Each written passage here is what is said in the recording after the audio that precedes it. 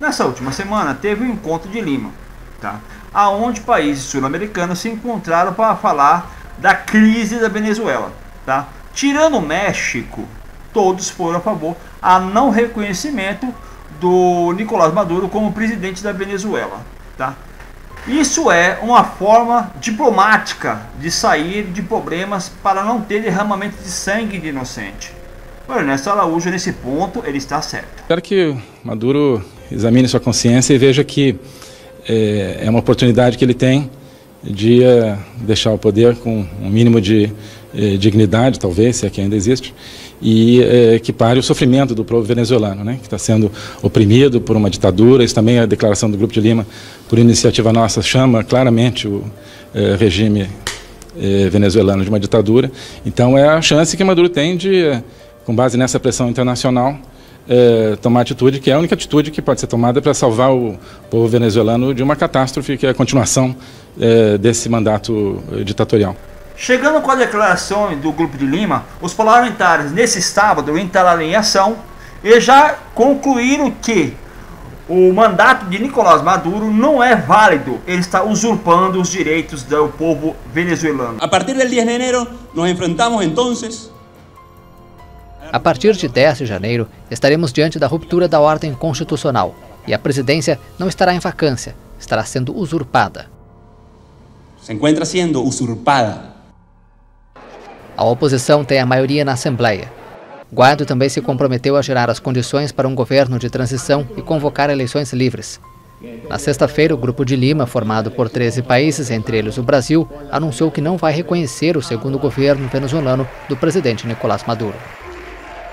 Bom, podemos ver que Nicolás Maduro, após receber a notícia ontem, sábado, dia 5, sobre os parlamentares não ter concordado com a sua novo mandato de 6 anos, diga-se de passagem, os parlamentares, depois da reunião de Lima, que o nosso brasileiro esteve lá, nosso chanceler Araújo esteve lá, e deu uma esquerada nas ideias também, 12 países não aceitaram como legítimo o Nicolás Maduro em seu atual posto como presidente do país da Venezuela. Eu vejo essa questão como se fosse um animal, mas eu vou chegar nesse assunto. Nicolás Maduro pretende também uma jogada de mestre, né? Vamos dizer assim, né? Não que vai ter algum peso, mas ele vai pegar o pessoal do Supremo Tribunal de Justiça e fazer o juramento dele, dia 10. Para tentar ter alguma legitimidade em cima disso. Não sei se vai ter ou se não vai ter. O certo seria chamar uma nova eleição para comprovar ou não. Para nós brasileiros, Nicolás Maduro é um retardado e temos de perder o medo de falar isso. Ele é um mongoloide e tem de sair fora do poder. É simples. Para nós é bom. Não tem guerra. Não tem conflito Brasil, Estados Unidos e Venezuela, e talvez a Rússia, não tem esse conflito. Então para nós seria um problema a menos, não que não esteja também. Porque voltando ao assunto que eu falei de animal, quando você coloca um animal acuado, o animal ele tem a tendência a reagir. O que pode fazer Nicolás Maduro? Ele pode chegar e, de repente, atacar com as suas forças armadas e ter um motivo para ficar no poder, porque ele está em guerra. Quando um cara está em guerra, ele está no poder ali naquele momento. Coisa que o americano faz, ele pode fazer também, e lascar o Brasil de verde e amarelo. Entendeu? Temos que ficar ligeiro com isso. Estamos vendo aí o que está acontecendo com as repercussões, entendeu, diplomáticas. É isso que eu estava querendo dizer, pessoal, comunista, mas não precisamos ir para uma guerra para tirar um ditador do poder, mas precisamos de atitudes e ações diplomáticas, entendeu?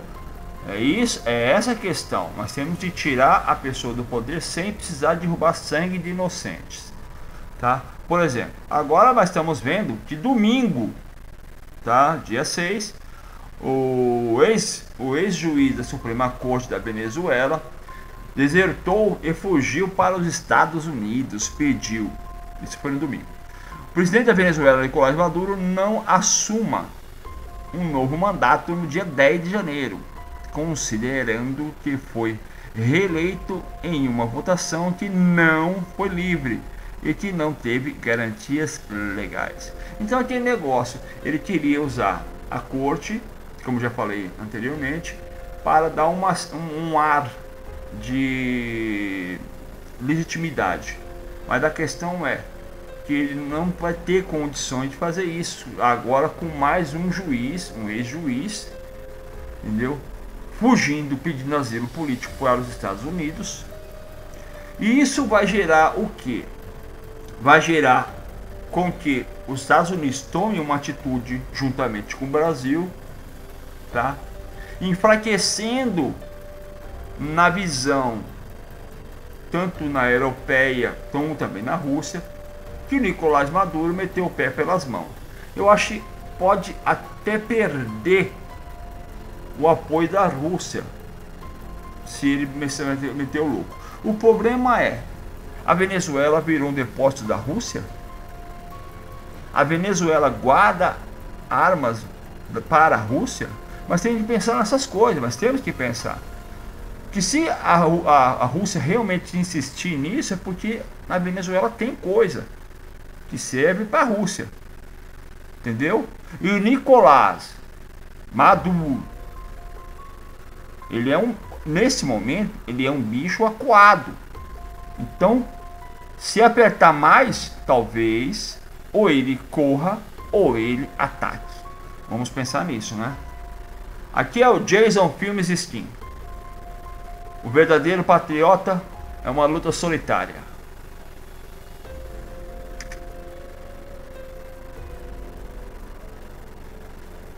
Mas temos de esquecer um pouco também sobre a guerra, essa guerra que nunca vem, não sei. Vamos ver agora, mas tomara que não, para não ter derramamento de sangue inocente. Mas desde o primeiro dia do ano em que o nosso presidente Jair Bolsonaro e seus ministros começaram a mostrar as suas unhas. Sim, a salário mínimo que retiraram R$8.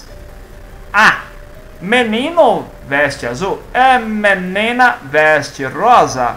Sim, ainda temos a explorações de reservas naturais.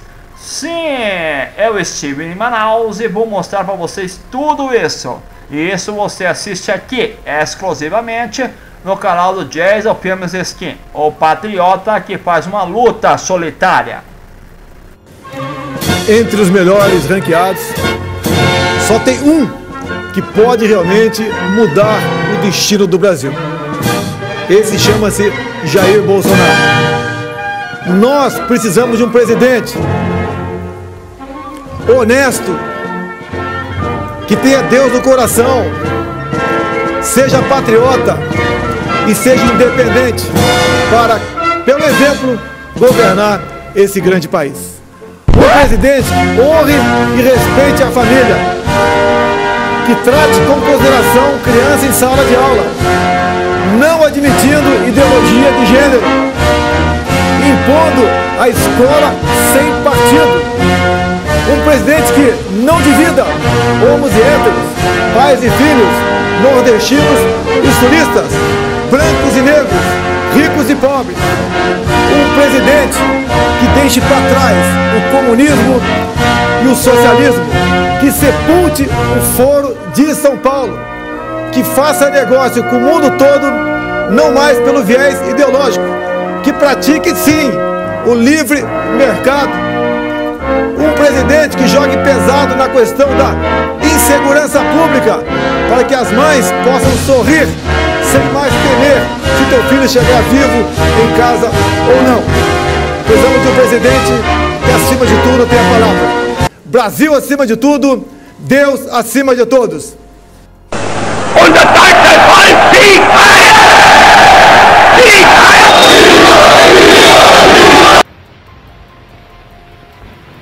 Es spricht der Führer.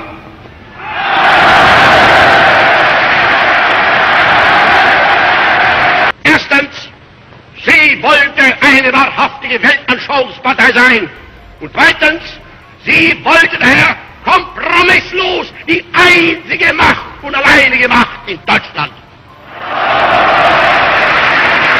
Para que, se Deus quiser, em 2022, varrer o comunismo de vez desse estado maravilhoso que é o nosso Maranhão. Vielleicht wird man von Ihnen sein, der es mir nicht verzeihen kann, dass ich die marxistischen Parteien vernichtete. Aber mein Freund, ich habe die anderen genauso vernichtet. Junto com o vice, Hamilton Mourão, e agora... Essa é a Volta a falar. bandeira, que jamais será vermelha. E fala bordões.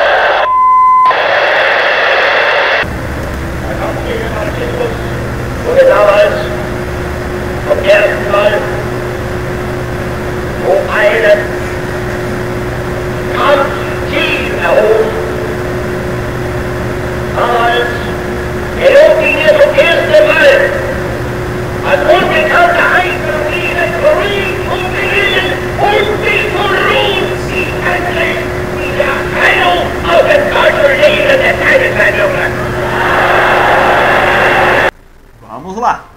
Bolsonaro, isso foi dia 1º. Bolsonaro assina decreto que sobre o salário mínimo de R$ 954 para R$ 998. Ó, o pessoal fala assim, caralho, mano, o cara deu um aumento no bagulho, né? Tá. Não podemos esquecer que o Congresso já tinha aprovado isso em dezembro de 2018, no dia, se eu não estou enganado, dia 18, o salário seria de R$ 1.006, não 998. O Bolsonaro, com as suas estratégias, falando assim, não, porque vamos tirar esses R$ 8 porque vai estourar os cofres públicos. Mas temos que ver que deputados, senadores, vereadores, prefeitos, eles fazem acumulação de cargos. Vamos falar rápido. Um deputado, ele entra com 18 anos para trabalhar no governo. Ele trabalha. Ele fica lá no governo durante 4 anos, um mandato. Aí, com as conexões que ele tem, ele fica mais 4 anos. São 8, certo? Então vamos lá. 8 anos. 8, 16, vai 26 anos. Um cara se aposenta, um deputado, se ele entrar com 18 anos, ele se aposenta com 26 anos, porque ele serviu ao Estado, ao governo, durante 2 mandatos, um deputado. E um cara que pega peso, um pedreiro, um gari que trabalha o dia inteiro na rua, tem que se aposentar com 65 anos. Você vê a hipocrisia, e ele ainda rouba R$ 8, já que o Congresso tinha aprovado R$ 8. Hoje dá conta de que já existe uma idade mínima aprovada para essa proposta da Previdência de 65 anos para os homens, 63 para as mulheres ou 63 anos para os dois. Isso procede? Olha, o que nós pretendemos, ao você botar num plano a reforma da Previdência, nós passamos dar um corte até o final de 2022. Essa aqui é uma ideia inicial. Aí seria aumentar para 62 os homens, 57 as mulheres, não de uma vez só, né? Um ano a partir da promulgação e outro ano a partir de 2022. Quando que o senhor pretende mandar, em que data, a reforma para o Congresso Nacional? Eu sei que o senhor está para receber o anteprojeto por esses dias, mas o que o senhor já pode nos adiantar quanto ao formato da proposta do governo? O que nós queremos é aproveitar a reforma que já está na Câmara. Começou com o senhor Michel Temer. Citou aí a questão dos privilégios, né? Eu queria saber se o senhor pretende aumentar a alíquota de contribuição previdenciária para os servidores públicos. Olha, eu não pretendo, deixa bem claro isso aí. Eu sei. Um pouco sobre o seu discurso de posse, o senhor chegou a comentar que vamos acabar com o socialismo, mas a gente nunca teve socialismo no Brasil. Eu queria entender o contexto dessa declaração do senhor. Pô, nunca teve socialismo, mas, né, graças às Forças Armadas, né? Vamos agradecer às Forças Armadas.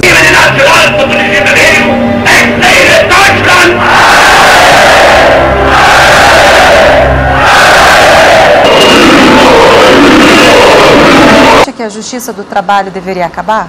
Eu acho que qual país do mundo que tem? Tá? Tem que ter justiça comum, tem que ter a sucumbência. Quem entrou na justiça, perdeu, tem que pagar. Até um ano e meio atrás, no Brasil, é em torno de 4 milhões de ações trabalhistas por ano. Ninguém aguenta isso. Nós temos mais ações trabalhistas que o mundo todo junto. Então, algo está errado. É o excesso de proteção. É igual um casamento. Se há um ciúme exacerbado de um lado ou de outro, esse casamento tem tudo a acabar. E o governo do senhor vai mandar um projeto de lei, alguma proposta para acabar com a Justiça do Trabalho, então? Isso daí a gente poderia até fazer, está sendo estudado. Em havendo o clima, nós poderemos discutir essa proposta e mandar para frente.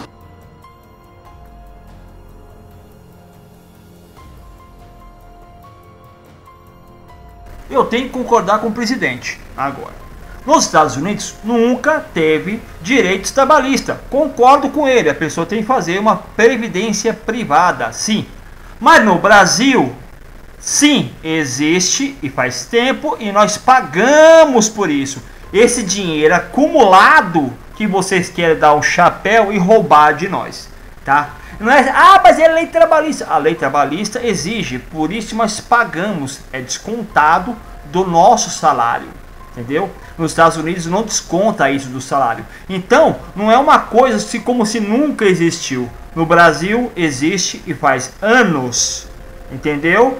Nos Estados Unidos nunca existiu. Então não venha com esse papo, lugar nenhum do mundo existiu. Exatamente, não existiu. Mas aqui existe e vocês rouba isso de nós. A Caixa Econômica usa o Fundo de Garantia, PIS e um monte de outras coisas para fazer movimentação no banco, cujo a pedalada fiscal, vamos dizer assim, que teve foi que a Caixa Econômica emprestou dinheiro para Dilma e a Dilma devolveu. Não foi? Isso é uma pedalada fiscal, tá? E esse dinheiro vocês acham que é de quê? Saiu do trabalhador. Então não vem agora falar de direitos do trabalhador, para que ter direito do trabalhador. Tudo bem.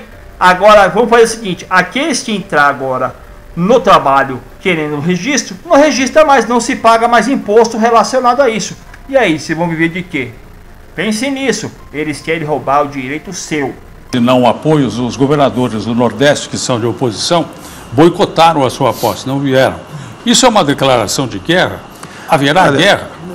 Da minha parte, não. Para que, se Deus quiser, em 2022, varrer o comunismo de vez desse estado maravilhoso que é o nosso Maranhão. Agora, eu já ouvi dizer também, não sei se é verdade, né, que os governadores não vão ter meu retrato em sua sala. Eu espero que quando vem pedir dinheiro para mim, pelo menos diga o seguinte, ou melhor, não venham pedir nada para mim. Bom, resumindo, pelo que eu entendi, não é para os governadores do Nordeste pedir nada para ele. E isso não é guerra. Tá bom, entendi. Tá. E ele fala assim, mas não pode fazer o povo sofrer. Tá. Me fala uma coisa. Verba pública vem do governo federal, que é dele, tá? Que é de impostos nossos, do povo. E ele não vai repassar para o Nordeste por causa dos governadores? Pense nisso.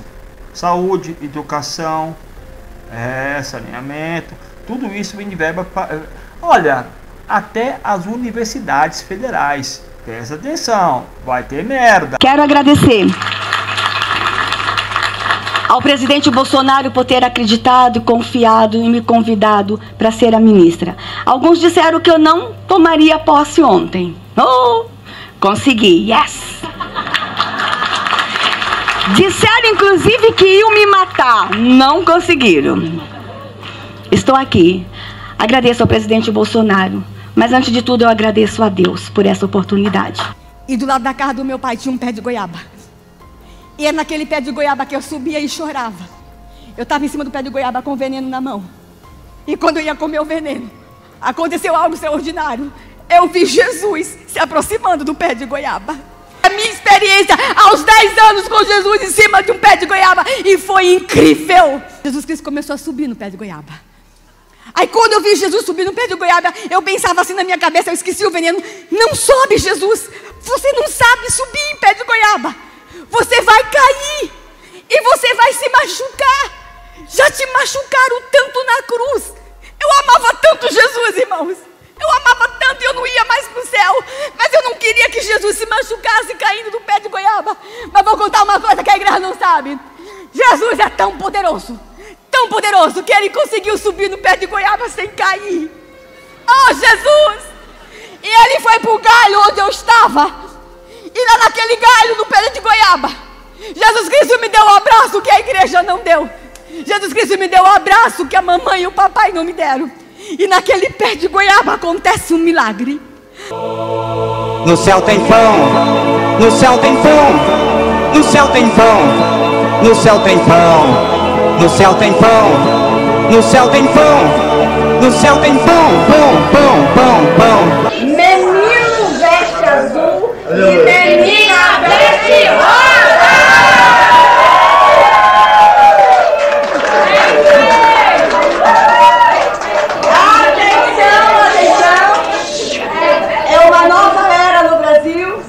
Menino veste azul e menina veste rosa. Uma pequena observação rápida, né? A bandeira que está atrás dela é a bandeira do Brasil? Não, é a bandeira de Israel. É a bandeira dos judeus. Ah, tá. Só para mais recapitular, não é do Brasil, tá? Patriotas. Então, depois a nossa querida ministra da família, dos direitos, meu Deus, dos direitos humanos, a Damares, ela foi no shopping, né, como tá aqui no Metrópolis. Damares é provocada em shopping ao usar azul. É, menino usa azul, menina usa rosa. Pois é, essa é uma outra desvairada, meu pai do céu. Então, ela... Nesse dia quinta-feira, dia 3, ela foi no shopping, né, mano? Olha, é que negócio. Ninguém sabe como um presidente vai ser, como deixou de ser, né? Veja bem, mas ele também tem um dedinho podre, né, mano? Percebe que todo o seu... Não vou falar todo, né? Mas uma boa parte do seu ministério, né? Por enquanto... Nossa, tem uma casca de banana no pé que só escorrega. Aí depois da cagada que ela faz, ela mostra a câmerazinha do celular. Olha, eu tô filmando, viu? Eu tô filmando, viu? Ah, meu, vou te falar, mano. Oh, Jesus. Não, na boa. Sério, se você, olha, vamos analisar. Coloca pessoas suicidas que encontram Deus, que faz a favor de pessoas que é a favor da agropecuária, de acabar com reservas indígenas, a favor de minerar o Brasil, acabar com o Brasil, e vocês querem que eu fique calado? Ah não, assim não, Brasil. Constrangiu. Você que constrangiu, amor. Tchau.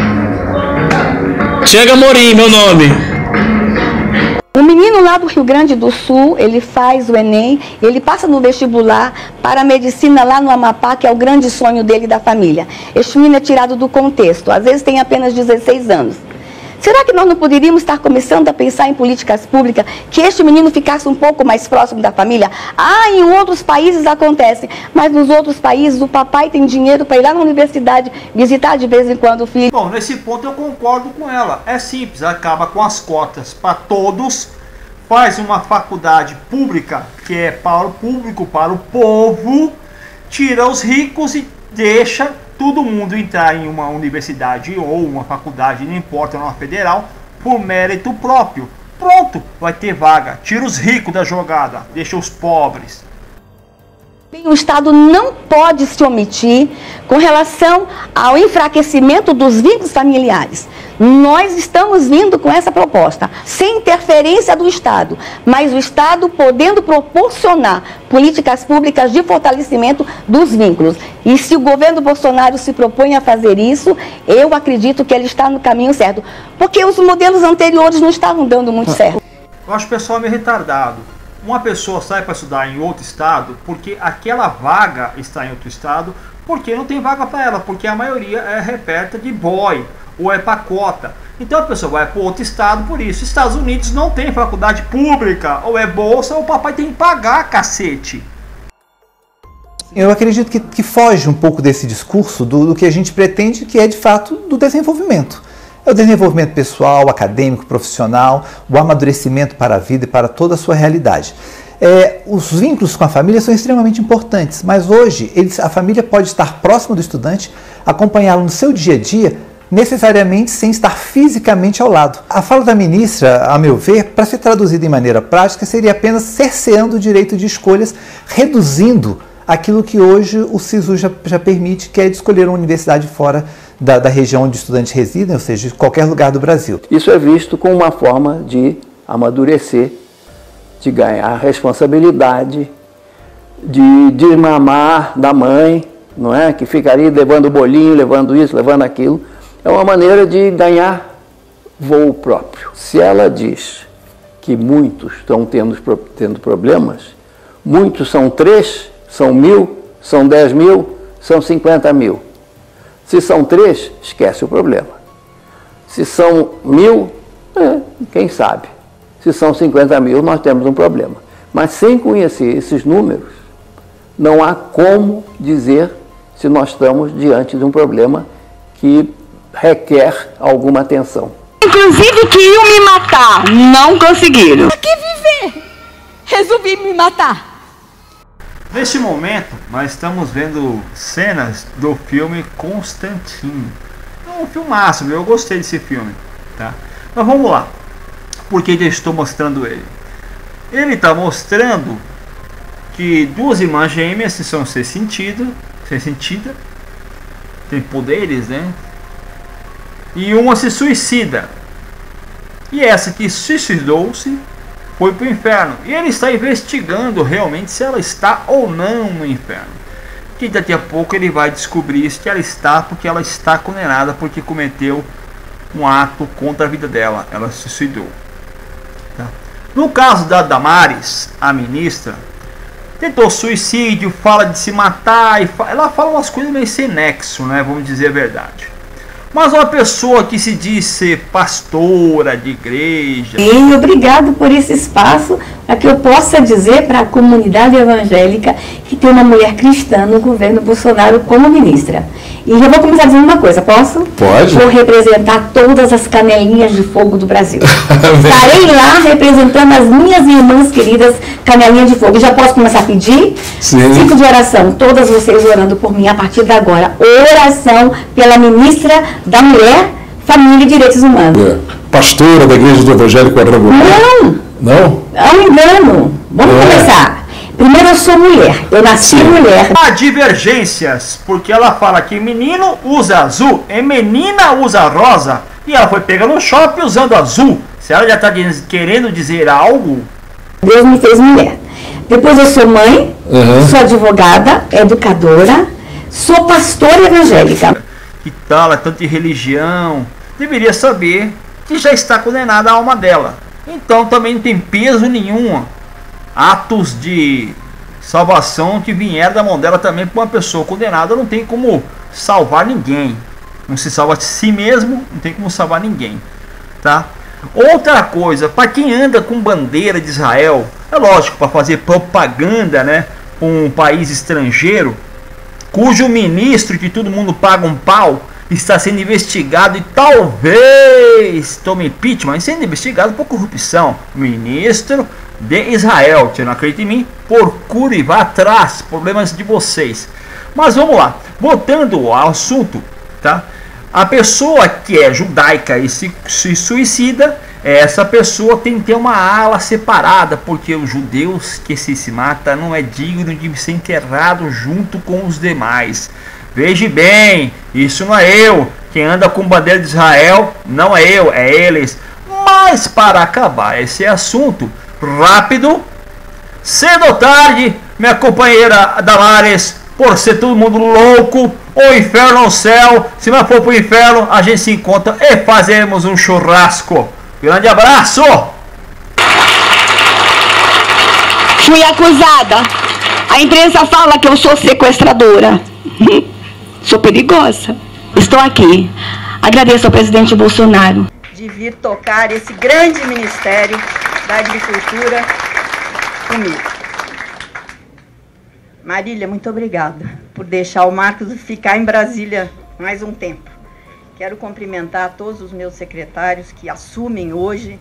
Como vocês viram, o currículo dos meus secretários é muito melhor que o meu.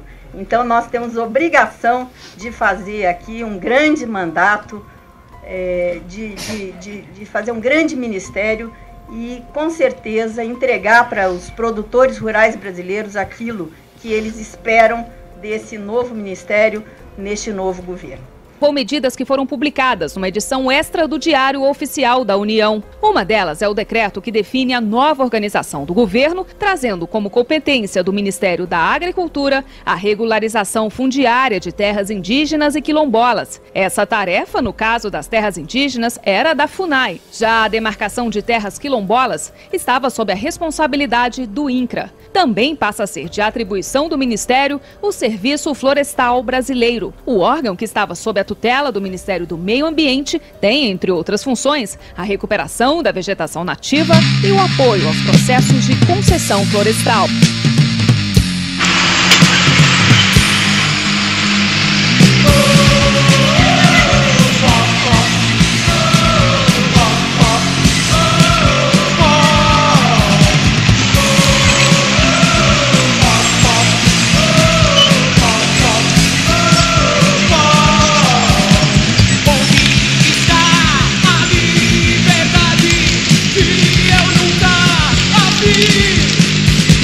Ando pelas ruas e tenho que dar satisfação aos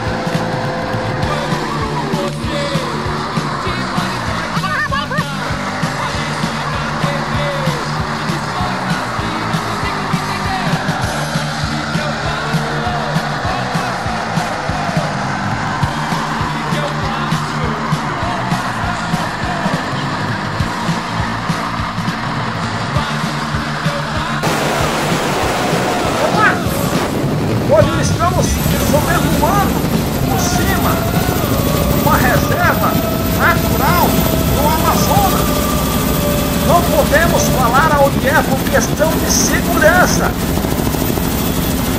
Aqui quem nos fala é o Jay do Filho de Espírito, mostrando para vocês o que aqueles tratores com corrente faz por cima das nossas matas. Estão acabando com a nossa floresta, o pulmão do mundo, oxigênio, animais. Sim, vocês pensam que eles vão replantar? Não, essa devastação, também tá aí, ó. Olha que linda floresta, e do lado a devastação. Você acha que eles vão fazer o que? Vão plantar soja, ou é soja ou é cana no meio. Ou se não, também os caras estão plantando agora pasto para vaca. A destruição. Olha os tratores lá embaixo. Pera aí, olha lá os tratores.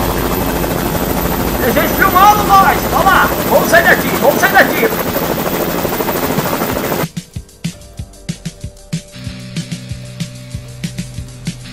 Que só trabalha com maconha e madeireiro e trabalho escravo. Eu queria que ele viesse para ele mostrar.